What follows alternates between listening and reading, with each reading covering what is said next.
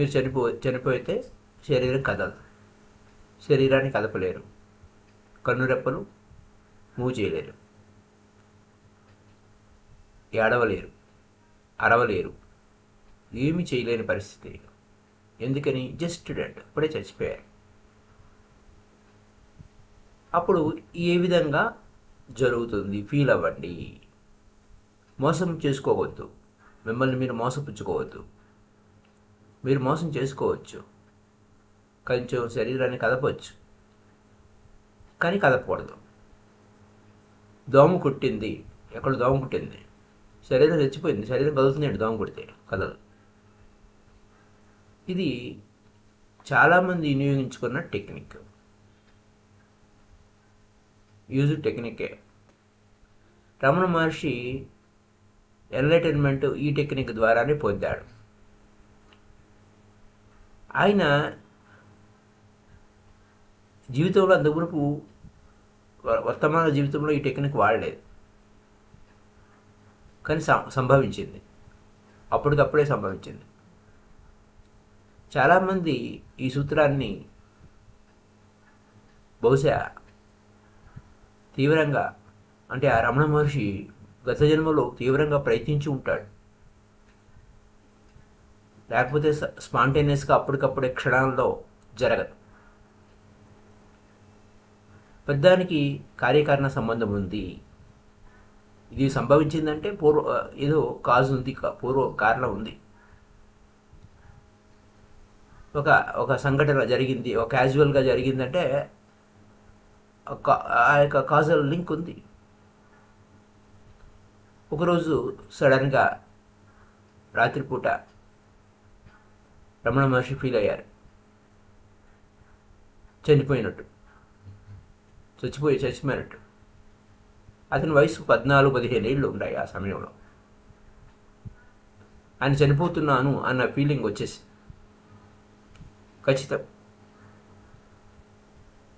ఖచ్చితంగా మరణం వచ్చేసింది అని ఆ 14-15 ఏళ్ల వయసులో అతనికి తెలిసింది. శరీరం కదలలేకపోతున్నాడు, కాళ్ళు చేతులు చచ్చిపడిపోయినాయి, ఊపిరి ఆడలేదు, ఆ గుండె చప్పుడు కూడా అయిపోయింది. అరిచి చెప్పలేకపోయాడు ఏదైనా, నేను చచ్చిపోతున్నాను అని కూడా అని అరవలేకపోయాడు. మనకు కూడా రాత్రిపూట పీడకలలు వచ్చినప్పుడు మనకి ఇలాగే సంభవిస్తుంది. ఆ పీడకల వచ్చినప్పుడు నోరు పెగలదు, మూగు కాలేవు, అటు ఇటు శరీరం కదలదు. కొన్ని నిమిషాలకి మెలకు వస్తుంది. ఆ మెలకు వచ్చిన ఏం చేయలేని పరిస్థితి సంభవిస్తుంది. అది జరుగుతుంది.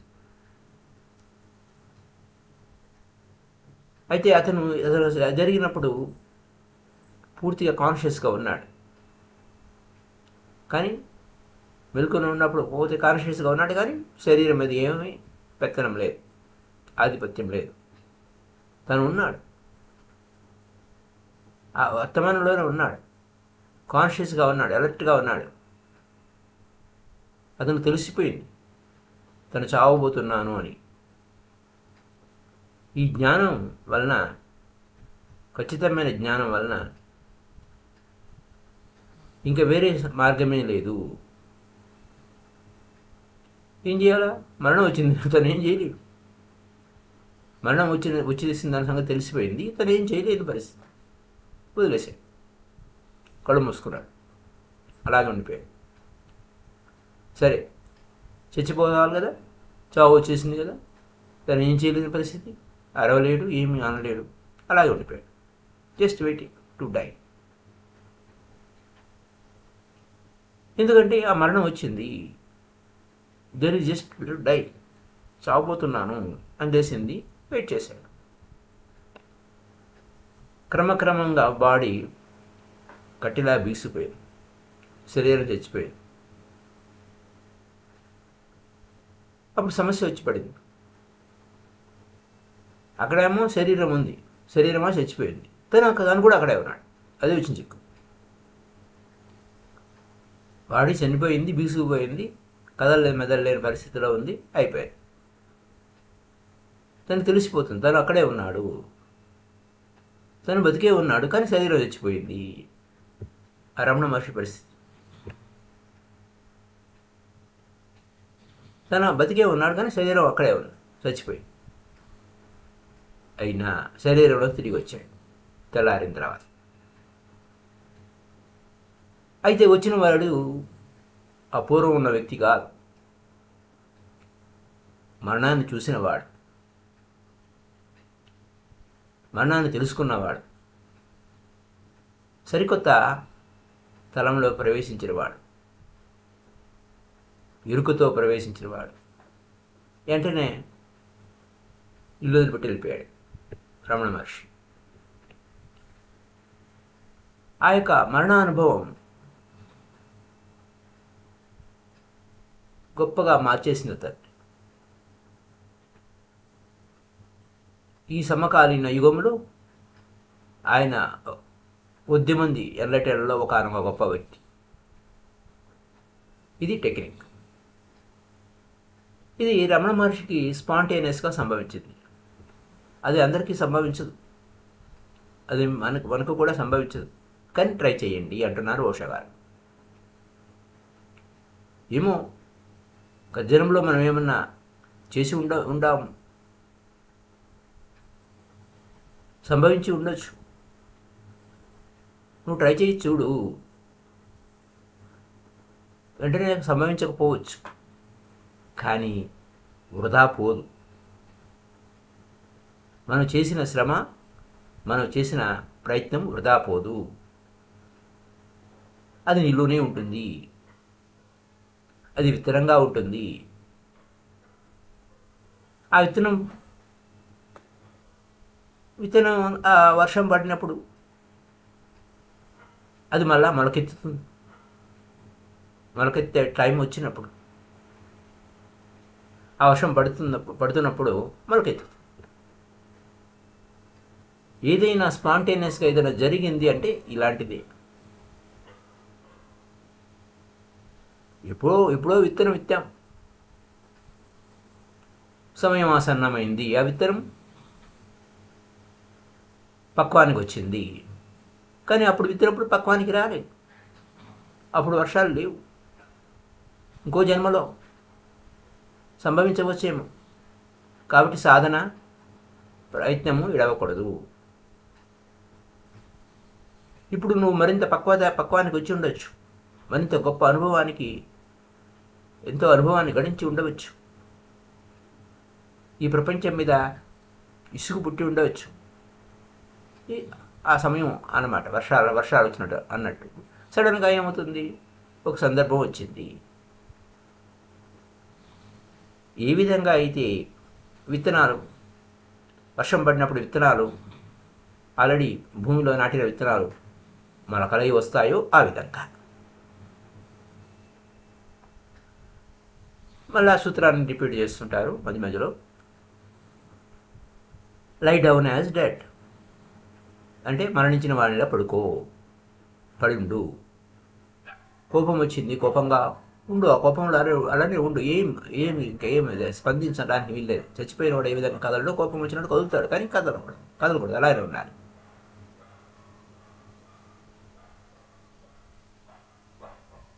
చచ్చిపోయినప్పుడు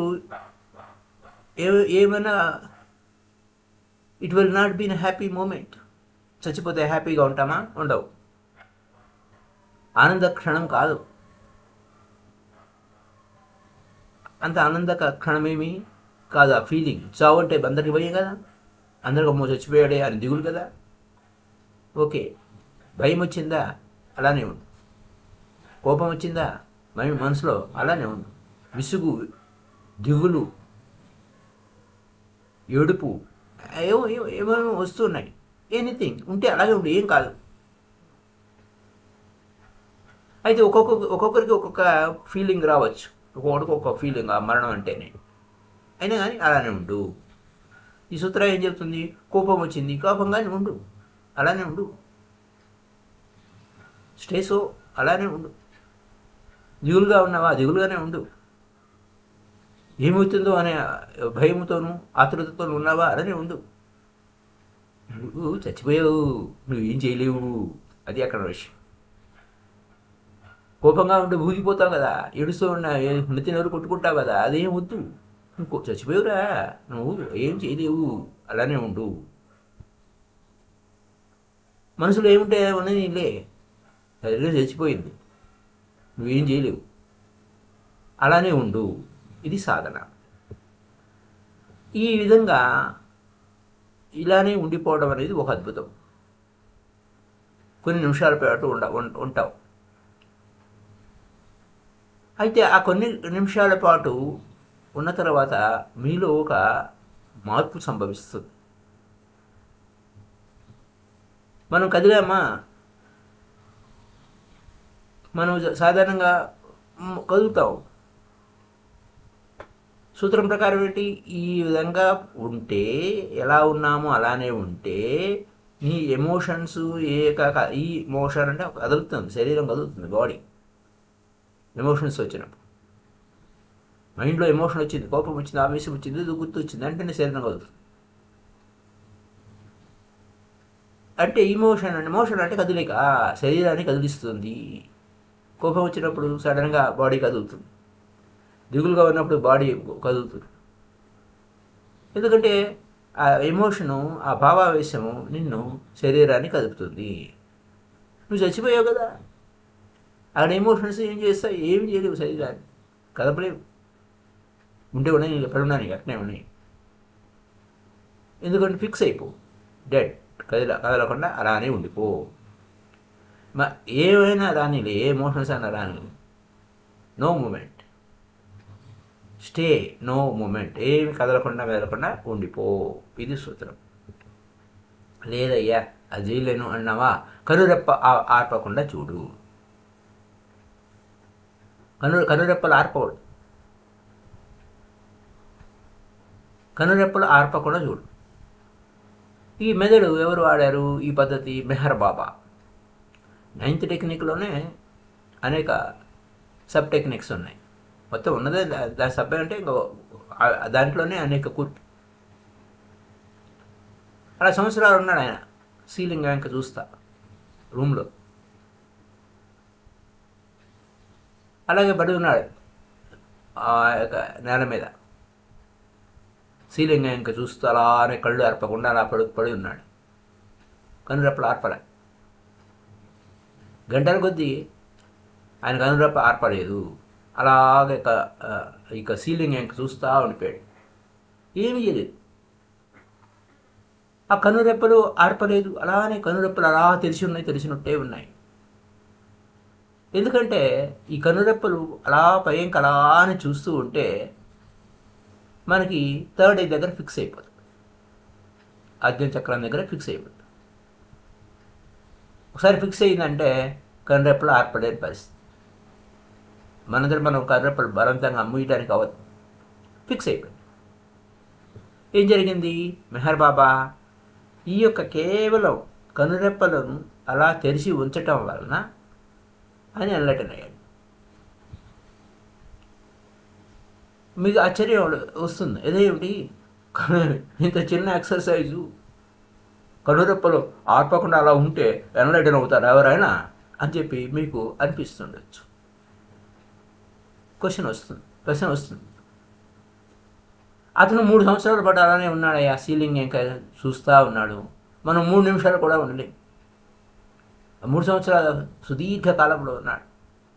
మనం 3 నిమిషాలు చేసి చూడండి, 3 నిమిషాలే 3 సంవత్సరాల దాకా అనిపిస్తాయి మనకు. 3 minutes very very long time అనిపిస్తుంది. ఏమి టైం ఆగిపోయిందా ఏమిటి? టైం కదలలేదు, 3 నిమిషాలు ఎప్పుడవుద్ది అంట. మెహర్ బాబా అలా కన్నురెప్పలు తెరిచి అలానే ఉండిపోయాడు. అలానే అతని ఆలోచనలన్నీ జీరో అయిపోయినాయి, కదలికలన్నీ జీరో అయిపోయినాయి. కేవలం చైతన్యంగా ఉండిపోయాడు. అలా చూస్తూనే ఉండిపోయాడు, కళ్ళు తెరిచి మౌనంగా ఉండిపోయాడు. జీవితం అంతా మౌనం అయిపోయాడు. ఇంక అంతే, మౌనంగా ఉండిపోయాడు. అసలు మౌనంగా ఉండాలంటే మనం పైకి మాట్లాడకుండా లోపల మాట్లాడుకోవడం అలాంటిది ఏం లేదు. లోపల కూడా సైలెన్స్. ఎందుకంటే ఆ లోపల ఏదన్నా కదిలితే మాట్లాడడానికి అవకాశం ఉంటుంది. లోపల ఏం కదలకుండా జీరో అయిపోయాడు ఆయన పూర్తిగా.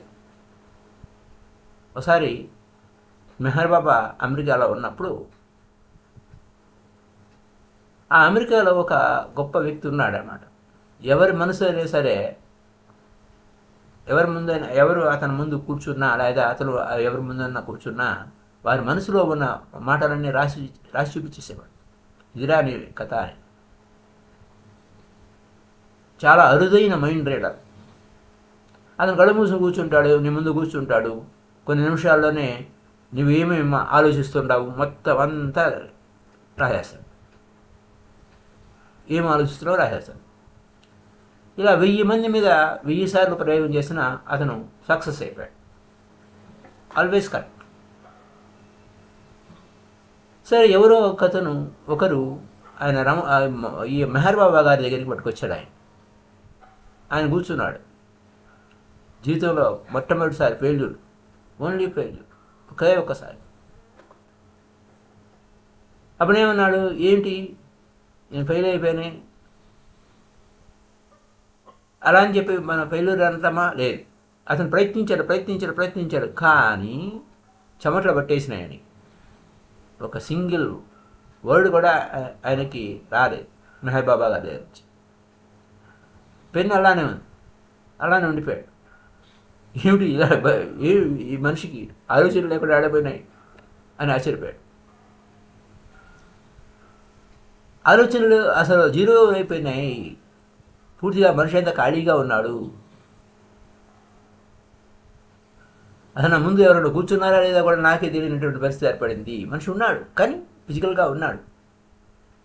కళ్ళు మూసుకుంటే మాయం, ఏమీ లేదు.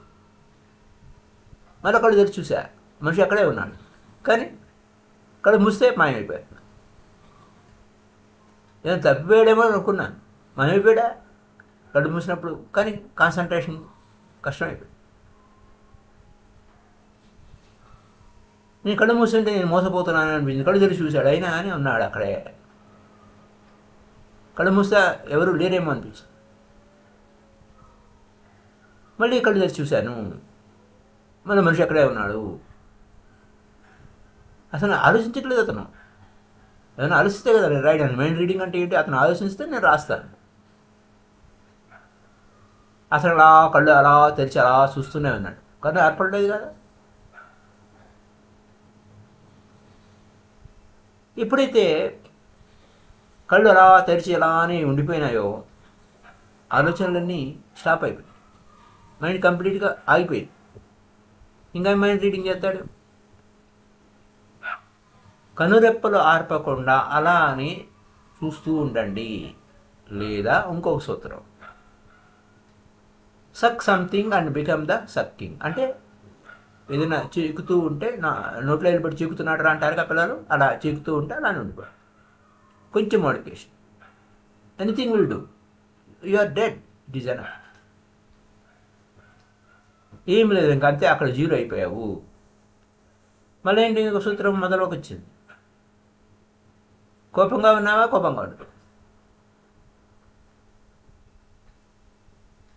ఇది ఒక్కొక్క టెక్నిక్. ఇందులోనే చిన్న చిన్న పార్ట్స్లో చేశారు. కోపంగా ఉంటే కోపంగా ఉండిపో, పడుకొని ఉంటే అలానే ఉండిపో. లై డౌన్, కోపం వచ్చింది పడుకో, అలానే ఉండిపో, కదలబాక. ఎందుకంటే చచ్చిపోయావు కదా, ఏం చేయడానికి వీల్లేదు. Just remain still. కృష్ణమూర్తి ఇలాంటి ఈ విషయాలు చెప్తూ ఉండేవాడు. ఆయన టెక్నిక్ అంతా దీని మీద ఆధారపడదు, సింగిల్ టెక్నిక్. కోపంగా ఉంటే కోపంగా ఉండండి, అలానే ఉండిపోండి అని. ఏం కదలొద్దు, మెదలొద్దు. కోపం వచ్చింది, కోపమే నువ్వుగా ఉండు. ఎంతసేపు ఉంటావు, అలానే ఉండు.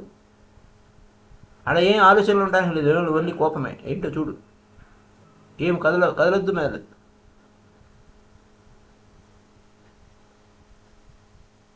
ఎప్పుడైతే నువ్వు కదలకుండా మెదలకుండా అలానే కోపంగా ఉంటే కోపంలోనే ఉంటే ఏమవుతుంది, దాంట్లోంచి బయటకు వస్తే నువ్వు డిఫరెంట్ మ్యాన్గా మారిపోతావు. సరే యాంగ్జైటీ ఉంది, ఏం చేయకు, అలానే ఉండు, అలానే ఉండు, అది పోతుంది, కానీ నువ్వు డిఫరెంట్ మ్యాన్ అయిపోతావు. ఆ కోపము పోతుంది, ఆ యాంగ్జైటీ పోతుంది, అంతా పోతుంది. ఏం చేయలే, కదలకుండా మెదలకుండా ఉంటే చాలు. You will be the master, ఓ గొప్ప మాస్టర్ అయిపోతావు. కన్నురెప్పలు ఆర్పకపోయినా లేదు, ఇంకొక మెథడ్ ఏంటి, ఏదో ఒకటి చీకుతూ కూర్చోవాలి, సంథింగ్. ఇది లాస్ట్. ఇంకా ఎన్ని ఆ కన్నురెప్పలు ఆర్పడం ఎంత పెద్ద గొడవ అండి. కన్నురెప్పలు ఆర్పకుండా ఉండలేము, 3 నిమిషాలు కూడా ఉండలేము కదా. 3 నిమిషాలు 1 నిమిషం కూడా ఉంటామో లేదో కూడా తెలీదు. 3 నిమిషాల పాటు ఉన్నాలన్నా కష్టమే. ఆయన 3 సంవత్సరాలు ఉన్నాడు, అది ఎంత కష్టమే.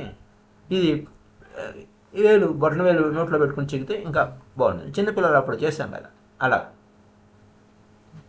చిన్నపిల్లలప్పుడు జీవితంలో మొట్టమొదటి చేసింది అదే పని. పిల్లవాడు పుట్టాడు, ఏడుస్తున్నాడు, బాగుంది. ఇంకా అతను ఏంటి, ఎందుకని ఏడుస్తున్నాడు, అయితే ఎందుకు ఏడుస్తున్నాడు, నిజంగా వాడు ఏడుపు కాదు. పిల్లవాడు పుట్టంగానే ఏడుస్తున్నాడు, ఎందుకు ఏడుస్తున్నాడు అంటే అది ఏడుపు కాదు, అది గాలి పీలుస్తున్నాడు. అది ఆడు అమ్మ కడుపులో ఉన్నప్పుడు వాడంతా వాడు గాలి పీల్చలే, ఆమె తల్లి శ్వాసతోనే బతికాడు. వాడు బయటకు వచ్చిన తర్వాత ఏడుస్తున్నాడు. ఎందుకు ఏడుస్తున్నాడు అంటే వాడు గాలి పీలుస్తున్నాడు, ఆ గాలి పీలిపోయి ఏడుపులాగా వినపడుతున్నాను. వాడు ఏడవకపోతే వాడు చచ్చిపోతాడు. అంటే ఆ ఏడుపు వలన తనంతట తానుగా గాలి పీల్చుకునే ప్రయత్నం చేయటం, అది అంతే. అలా ఏడవడం వలన గాలి పీల్చుకుంటున్నాడు. తల్లి గర్భంలో ఉన్నప్పుడు అది సాధ్యం కాదు, ఎందుకంటే దాన్ని చేయాల్సిన పని ఏం లేదు. అక్కడ శ్వాస లేకుండానే బతికున్నాడు. భూగర్భంలో సమాధి స్థితిలో ఉండి శ్వాస లేకుండా కేవలం ప్రాణ శక్తితో ఎలా యోగులు బతికి ఉంటారో, అలాగే తల్లి గర్భంలో 9 నెలలు వాడు సమాధి స్థితిలో ఉన్నాడు. ప్రాణాన్ని తీసుకుంటున్నాడు, శ్వాస తీసుకోకుండా. అమ్మ తల్లి నుంచి ఆ ప్రాణశక్తిని తీసుకుంటున్నాడు. అమ్మ తీసుకుంది కదా ప్రాణశక్తి. శ్వాస ఆడుతున్నప్పుడు ప్రాణశక్తి వస్తుందని చెప్పి మనం అనుకున్నాం కదా, శ్వాససూత్రాల్లో చెప్పుకున్నాం కదా. అందుకోసమే తల్లి బిడ్డకు అంత ప్రేమ. మిగతా ప్రేమల కంటే తల్లి బిడ్డల మీద ప్రేమ అలా ఉంటుంది. ఎందుకంటే ప్యూర్ ప్రాణ ఎనర్జీ, ఆ ఎనర్జీని వారిద్దరిని కలిపింది. మళ్ళీ సంభవించదు, ఇంకా బయటకు వచ్చిన తర్వాత సంభవించదు. ఇంకా సూక్ష్మమైన ప్రాణిక రిలేషన్షిప్ అనేది ఉంటుంది. ఆ తల్లి ఆమె ప్రాణశక్తిని బిడ్డకిచ్చింది. ఆ బిడ్డగా ఉన్నప్పుడు వాడు ఆ లోపల కడుపులో ఉన్నప్పుడు వాడు శ్వాస తీసుకోలేడు. పుట్టిన తర్వాత వాడు గొంతుతో ప్రయత్నం చేస్తాడు. ఈ తల్లి గర్భం నుంచి కొత్త ప్రపంచంలోకి ప్రవేశించాడు. అప్పటి వరకు 9 నెలలు ఉన్న ప్రపంచం వేరు, ఆ 9 నెలలు ఆ 10 నెలలు ఉన్న ప్రపంచం వేరు. బట్ ఒక అన్నోన్ వరల్డ్కి వచ్చాడు. అక్కడ ఏమైంది, ప్రాణ కావాలి, ఎనర్జీ కావాలి. అది ఈజీ కాదు, తనంతట తాను శ్వాస తీసుకోవడం చేయాలి ఆ ప్రయత్నం. ఎందుకది అది క్రయింగు. ఎందుకని అక్కడ పీల్చడం, గాలి పీల్చడం, పీలుస్తూనే ఉండు అని సక్ చేస్తున్నాడు. ఆ తర్వాత ఏం చేస్తాడు, గాలి పీల్చాడు. తల్లి అది ఏడుస్తున్నా కదా అని ఆమె ఏం చేస్తుంది, పాలు ఇస్తుంది. అప్పుడు వాడు పాలు పీలుస్తూ ఉంటాడు, తాగుతూ ఉంటాడు. ఇది ఫస్ట్ బేసిక్ యాక్ట్ వాడి జీవితంలో. మొట్టమొదటి ఆ పిల్లవారు, ఏ పిల్లవారైనా ఫస్ట్ బేసిక్ యాక్ట్ ఏంటంటే పాలు తాగటం. అదే మొట్టమొదటి, తర్వాత మిగతా పనులన్నీ వస్తాయి. ఫస్ట్ లైఫ్లో అని చేతి ఇది ప్రాక్టీస్ చేయొచ్చు. ఈ సూత్ర సక్ చేస్తున్నావా something and become the sucking something. గాలి పీల్చినట్టుగా, but the air become the sucking. ఆ గాలి పీలుస్తూనే ఉండు. ఏమిటది meaning? You are sucking something. నువ్వు ఆ పీల్చేవాడిగానే ఉండిపోతావు. You are the sucker, not the sucking. అలానే నుంచో బిహైండ్ అండ్ సక్కింగ్. అలానే గాలి పీలుస్తూనే ఉండిపో.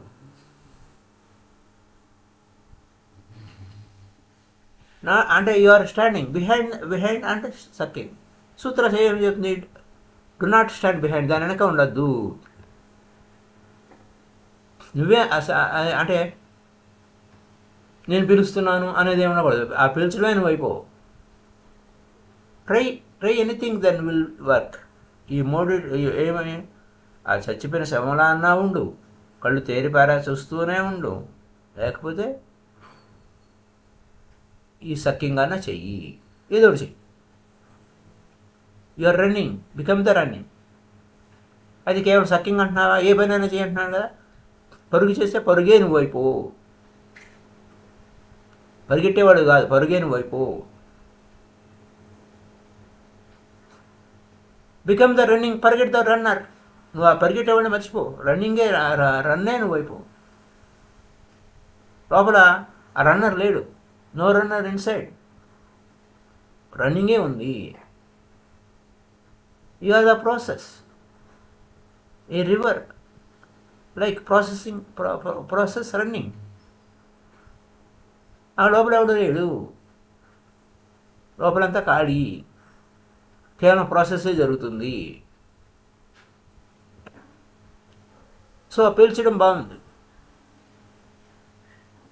కానీ అది చాలా కష్టం అనిపిస్తుంది. ఎందుకంటే పూర్తిగా మర్చిపోయాడు.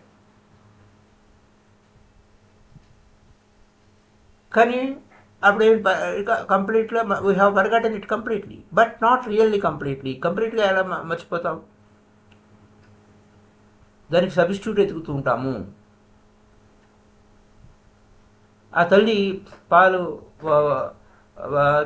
తాగడం అనేది మానేసినప్పుడు ఏమవుతుంది? కొంతమంది సబ్స్టిట్యూట్ సిగరెట్ తాగుతూ ఉంటారు. గోన్ ఆ సిగరెట్ పిలుస్తూనే ఉంటారు. అంటే ఆ తల్లి యొక్క చనుబాలు తాగుతున్నప్పుడు ఎలా తాగుతాడో అలాగే బ్రెస్ట్గా ఉన్న నిప్పులను తాగినట్టు వీళ్ళు సిగరెట్ తాగుతుంటాడు. వెచ్చటి పాలు తాగుతూ ఉంటాడు పిల్లవాడు. ఈ స్మోక్ తాగుతుంటే వీడు దాని బదులు. సో పిల్లలు పెద్ద అయిన తర్వాత ఆ పాలు తాగనివ్వరు. అలాగే వీళ్ళు పెద్ద అయిన తర్వాత ఏం చేస్తారు? దాని బదులు సిగరెట్ తాగుతూ ఉంటాడు, సబ్స్టిట్యూట్ ఎత్తుకుతూ ఉంటాడు. అయితే ఏ పని చేస్తున్నా అదే నువ్వు అయిపో అన్నప్పుడు మారిపోతుంది సినిమా. ఇక్కడ ఈ object you are sucking, there is subject who is sucking. నీకు ఆ మధ్యలో ఉంటుందా అది, కానీ అక్కడ నువ్వు సబ్జెక్ట్ ఉండకూడదు, నువ్వే అదైపో. ట్రై చెయ్యి, చాలా విషయాలు ట్రై చేయొచ్చు. ఏది నీకు అనుకూలమో దాన్ని ట్రై చేసి చూడు. నీళ్ళు తాగుతున్నావా? చూడండి, అనేక కోణాల్లో ఉషా గారు చెప్తున్నారు మనకు సూత్రాలు. వాటర్ తాగుతున్నావు, కోల్డ్ వాటర్, అంతే. అలా డ్రింకింగ్ అని వైపు వాటర్ తాగొద్దు. అలా చూస్తూ వాటర్ మర్చిపో, నిన్ను మర్చిపో, నువ్వే దాహం. దాహం ఏమవుతుంది? Just become the drinking. ఆ డ్రింకింగ్ చేస్తున్నప్పుడు ఆ స్పర్శ ఏ విధంగా ఉంది, ఆ చల్లటి నీళ్ళు తాగుతున్నప్పుడు ఆ కూల్నెస్ ఎలా ఉంది, ఆ స్పర్శ ఎలా ఉంది, ఆ నోటిలోకి ఆ యొక్క చల్లటి నీరు ప్రవేశించినప్పుడు అది ఎలా ఉంది, అలా అలా అలా అలా కొంచెం కొంచెం కొంచెంగా ఆ నీరు లోపలికి పోతున్నప్పుడు ఈ విధంగా అనిపిస్తుంది. ఆ ప్రాసెస్ ఏమిటి? అదే అబ్జర్వేషన్.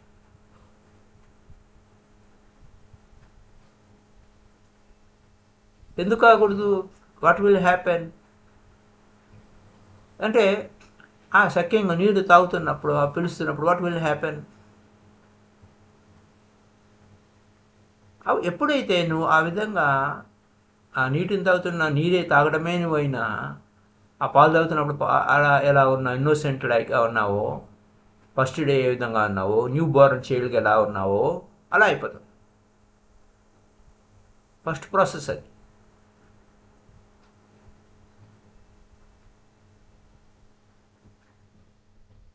ఆ విధంగా చేస్తున్నప్పుడు ఏం జరుగుతుంది? ఫస్ట్ ఆ పాలు లేకపోతే వాడు మాటి మాటికి ఆ పాల కోసం ప్రయత్నిస్తుంటాడు చిన్నపిల్లవాడు చాలా విషయాల్లో. ఇంకేం చేస్తాడు? బొట్టన వెళ్ళి నోట్లో పెట్టుకుంటుంటాడు.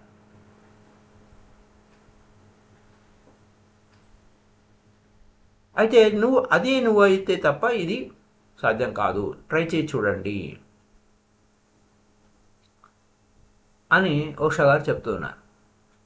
అయితే నెక్స్ట్ ఎపిసోడ్లో రేపు ఆయన ఏం చేశాడు, ఏ విధంగా ఇంకా వేరే వ్యక్తికి ఏ విధమైన సలహా ఇచ్చాడు ఈ సక్కింగ్ విషయంలో,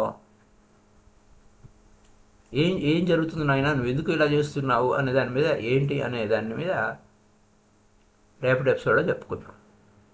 థ్యాంక్ యూ వెరీ మచ్. ఇది తంత్ర. తంత్ర అంటే మనకి ఎంత సింపుల్ మెథడ్స్లోనే అవేర్గా ఉన్నప్పుడు ట్రాన్స్ఫర్మేషన్, మన జీవితంలో ట్రాన్స్ఫర్మేషన్ ఎలా జరుగుతుంది అనే విషయాలు విస్తారంగా విశ్లేషిస్తూ ఉంటారు. Thank you.